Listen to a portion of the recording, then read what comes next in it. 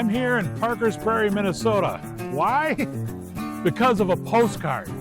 A currency postcard with a mystery that dates back to 1909 and possibly the Panic of 1907. You're going to want to hear this story. Hi, I'm Dan and welcome to Polar Currency and video number 75, 1909 Postcard Bank Run.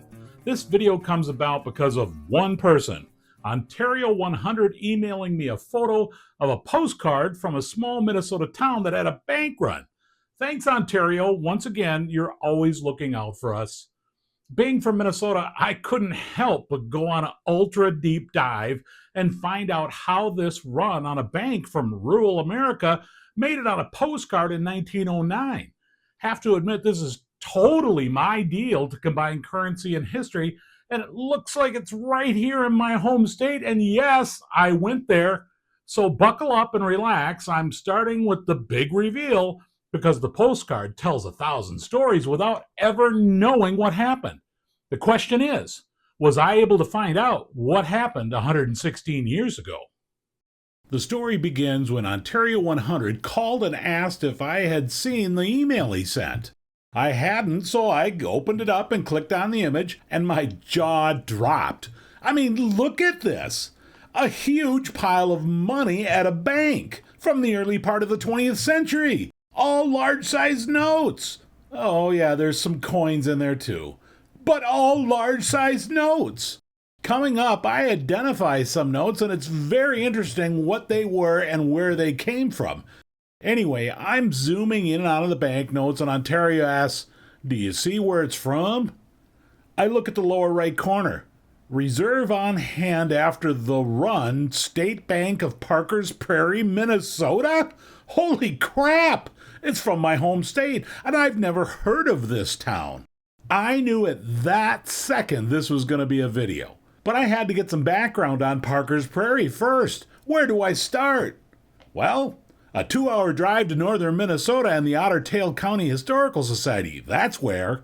More on that later. We have to go back in time first. Back in time. After Minnesota became a state in 1858, it was divided into over 1,800 townships, and one of them was Parkers Prairie, located in west central Minnesota. It's located about 150 miles northwest from the Twin Cities and 100 miles southeast of Fargo, North Dakota, in Otter Tail County. The township was formerly surveyed in 1867 and originally was called Jasper. The first general store was established in 1868, and a short while later, mail service was established in 1869. The township was formally renamed Parkers Prairie in 1870, and by 1875 had over 500 people. It wouldn't be until 1903, when a railroad feeder line was built by the Sioux Line, that the village of Parkers Prairie was established with a population of 182 of the township's almost 700 residents. Today, the city of Parkers Prairie has about 1,000 residents, where it's still a farm community that borders one of Minnesota's lake country with over 1,500 lakes within a 50-mile radius. 1903, that was an important year because two banks incorporated 1 month apart from each other right before the railroad came through. The First National Bank of Parkers Prairie was, first in May of that year, and the State Bank of Parkers Prairie was chartered just 1 month later in June. The First National Bank began issuing notes immediately with charter number 6661. It's kind of unusual for such a small bank to issue $5, $10, and $20 Series 1902 Third Charter Nationals in all three types and small size Type 1 and Type 2 Series 1929. What I didn't know is that this bank is somewhat numismatically famous, at least in Minnesota, for issuing two extremely rare error notes. The bank issued a pair of double denomination Series 1902 plainbacks. The front is a 20 and the back is a 10. The most recent sale I could find was in 2011 by Lynn Knight Auctions for just over $50,000. It was in a CGA holder graded very fine 30, labeled as Series 1902 FR650 and FR624. According to Lynn Knight, the other double error note is at the Higgins Museum of National Banknotes. And what's ironic? I was there. I did an entire video about the museum, and you know what? I never saw it. Well, if you want more on that, see the link below for that video. And that brings us to the State Bank of Parker's Prairie, the bank in the postcard, which there is very little information on, most likely because it closed and liquidated in 1923.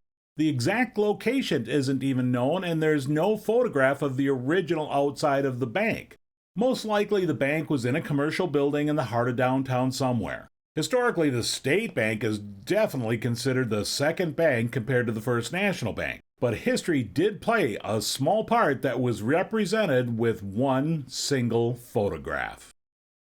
The story really begins with the Panic of 1907. So, what's a panic? It's what we call today a recession or depression, which is much worse than a recession.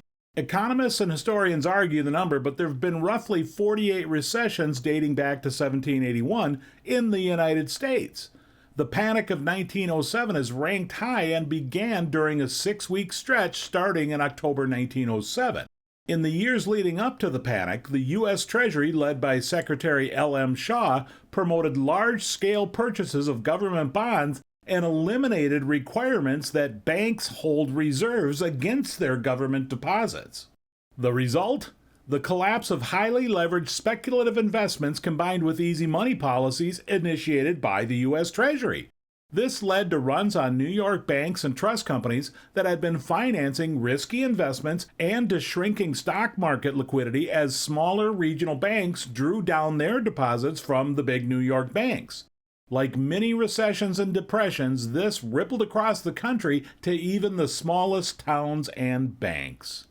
At the time, the United States did not have a central bank to fall back on, resulting in leading financiers, most notably J.P. Morgan, putting their own money on the line to bail out Wall Street banks and other financial institutions. The Panic of 1907 ultimately led to the creation of the Federal Reserve System and the 12 Federal Reserve Banks. In other words, a central bank for the United States beginning in late 1913. Why the word panic? It's because of bank runs. But what exactly is a bank run? In the simplest of terms, a bank run occurs when customers panic and withdraw their cash from a bank in a short time period, believing that the bank may fail in the near future. In many cases, a bank run becomes ultimate chaos. The problem is cash is only a small portion of a bank's financial portfolio, which will have many more assets such as land and investments that are not liquid. So when a bank run happens and the cash runs out, there will be customers that are left with nothing, especially if the bank goes under. The Panic of 1907 was harsh but short-lived and had been winding down by 1909. But the trickle-down effect hadn't yet reached rural America. And who made up of most of rural America? Mostly financially conservative farmers and small businesses that could get very nervous even with the smallest rumor. And that's where the story of the bank run postcard really begins. So even 2 years after 1907, in the fall of 1909, something triggered a bank run on the State Bank of Parker's Prairie, Minnesota. It could have been anything. A simple rumor from a competitor could have been the cause. That's what brought me to the Otter Tail County Historical Society. I needed to know what happened, and there were some clues. The postcard was mailed with a postmark of October 30th, 1909. With that, I was able to find a front-page article in the October 28th, 1909 Parker's Prairie Independent. The article describes that the bank run started Friday, October 22nd and ended on Monday, October 24th. It goes on to say, quote, "There was no demonstration, no wild excitement, and no disorder as usually marks such a crisis. But depositors came and went in large numbers, keeping the bank lobby well filled at all times, and quietly withdrew their funds, leaving without comment," end quote. The article goes on to say that $25,000 to $40,000 were drawn out during the 3 days, and the cash was promptly handed over without argument. In today's money, that's almost $3,000 for every person in Parker's Prairie. Put that in perspective. In 1909, you could buy from the Sears Roebuck catalog a horse carriage for $38 or a new stove for $25. I mean, it was a lot of money at that time.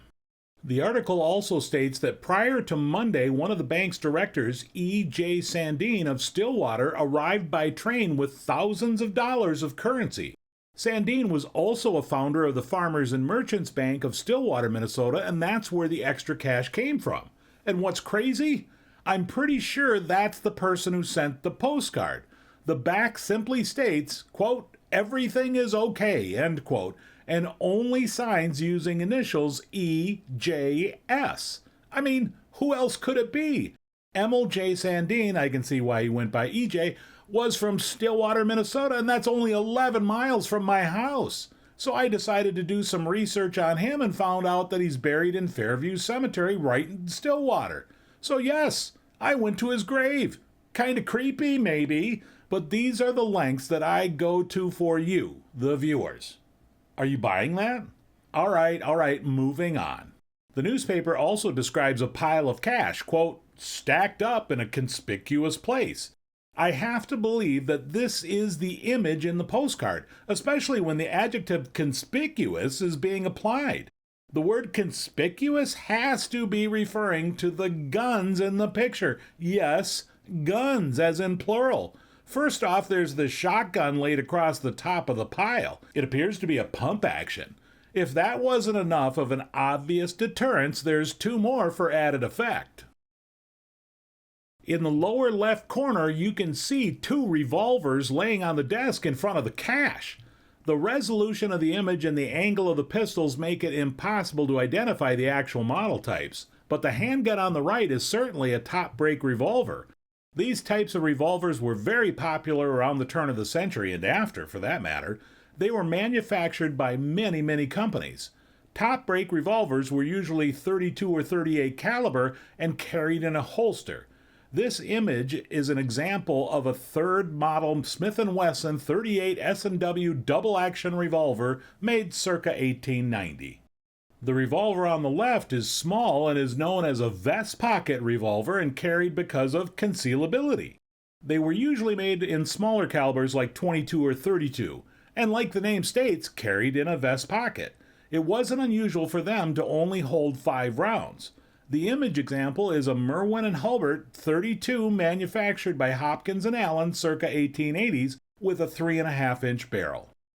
Both types were very popular for self-protection during this time in history and known to be used by bank executives being kept in a desk drawer or something like that. Thanks much to my friend and fellow currency collector Jeff Davis.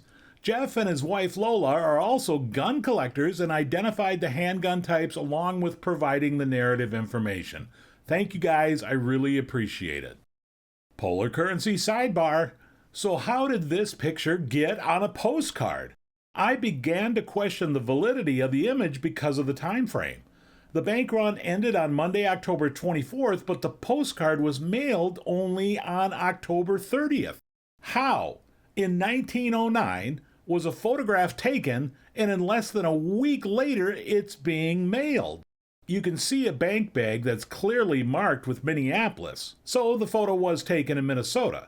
Well, there are multiple answers, but believe it or not, the most apparent one is the introduction of the Kodak No. 3A folding pocket camera that was introduced in 1903. So why does the Kodak 3A camera make a difference? It used film with negatives or exposure size of 3¼ by 5½ inches, which is a postcard format on type No. 122 roll film. Blank postcard paper was made to develop the photos right onto this paper. No resizing. You only needed chemicals in a darkroom. You didn't have to be a photographer extraordinaire. The Kodak 3A was commonly used by newspapers, studio photographers, and amateurs. The postcards were basically the text message picture of the day. Billions were printed and sent across the world for the next 50 years until drugstores like Walgreens began developing photos in the 1950s. There are other possibilities, but most likely it was a professional photographer with the Kodak 3A. Mystery solved and end of a long sidebar. All right, let's get back to the bank run postcard. The image that Ontario emailed was taken from the National Banknote Collectors Facebook group homepage. As of this video, it's still being used. I reached out to the administrator, Cody, and he got back to me almost instantly. Thank you, Cody. And he said the image came from Shawn Hewitt. Well, I knew who that was. He didn't know who I was. And Minnesota's largest money show was coming up, and Shawn was usually there. Long story short, I spoke with him to ask if I could use the picture and if he could provide a high-resolution image. He said yes to both. He didn't know anything about the circumstances of the postcard, and I promised I would get back to him with what I found out. After I got back from Parker's Prairie, I called Shawn to give him an update and asked if we could meet so I could get video of the postcard. He answered yes, and I said, pick the time and place. Well, he chose wisely. And you're not gonna believe this either. He chose the North Pole restaurant for breakfast. I pulled up to a mosaic polar bear on the outside and walked in and was greeted by this huge fake stuffed polar bear. The place was a classic family-style greasy spoon, and I say that with respect. It was very gracious of Shawn to meet and share his postcard. As you can see, his original is sepia-toned. The original on the Facebook group was grayscale, and I converted Shawn's to grayscale also because it makes it easier to see the details. A few things about Shawn. He's the author of a history and catalog of Minnesota obsolete banknotes and script book. Shawn grew up in Minnesota collecting paper money when he was 10. That's younger than you were, Tyler. After graduating from college, he began a long career with the Federal Reserve Bank of Minneapolis in the Tech Support and Research Department. He certainly has established himself as a local and national currency expert, particularly in obsoletes and national banknotes. The book is a must for any currency collector, but especially if you're from Minnesota. You can check out Shawn's website for more information at ShawnHewitt.com. Thank you, Shawn. I sincerely appreciate the time and for letting me use the image. But wait, there's more. The story takes another turn. I was on the phone with Andy from Andy's Notes talking about the postcard, and he tells me, well, there's a second one. And he knew the person well. It was this guy, Raiden Hanukkah, the currency consignment director for Heritage Auctions. The next thing you know, I'm asking Raiden for permission to use the image. I was able to identify that it was the same picture, but the postcard image in developing had been enlarged, the angle is rotated a bit, and the bank run text is askew. The card was also postmarked the same day as the first one, October 30th, 1909. The sender seems to state that he was an eyewitness to the pile of money. He writes, quote, "If I told you the amount of money in the pile, you would not believe it. Most money I've ever seen," end quote. It's kind of odd that it's typed up, so we'll just call the spelling errors typos. Even more ironic timing is that Raiden was working the 4th annual Facebook National Banknote Group Conference put on by Heritage Auctions in Dallas, Texas that April. He even put together a national banknote and currency and ephemera related display at the conference that included his original Parker's Prairie bank run postcard. Seriously, world just keeps getting smaller. Thank you, Raiden, for adding to the story. But what are the actual banknotes in the image? Again, remember that the actual postcard itself was originally sepia tone and that I converted it to grayscale to see the details, because I wanted to see if I could recognize some banknotes. I was amazed that out of this entire pile of large-sized notes, I could only identify about 18 note types. There are several $5 1907 legal tenders, a few $10 1901 Bison legal tenders, a 1906 $20 gold certificate, two $50 1891 silver certificates, and a $50 1882 gold certificate. What I thought would be really interesting are the national banknotes. I can see the reverse of a $10 1902 date back, the face of an 1882 $10 brown back, and most likely a face of a $20 1882 date back. I could only identify 8 different charter numbers out of that huge pile for national banknotes. I've always wondered how far and wide national banknotes circulate, especially in small towns like this one in rural Minnesota.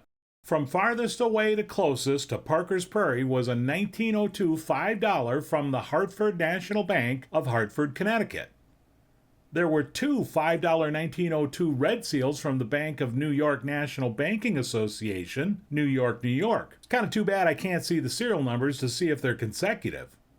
A $20 1902 from the National Bank of Allegheny, Pennsylvania. A $5 1882 brownback from the State National Bank of Miles City, Montana. A $10 1902 from the Aberdeen National Bank of Aberdeen, South Dakota. A $10 1902 from the First National Bank of Darlington, Wisconsin. This next note, it's kind of special. A $10 1902 from the Grundy County National Bank of Grundy Center, Iowa. This hits home because that's where my paternal grandfather was. And finally, a $50 1902 from the Ashland National Bank of Ashland, Wisconsin.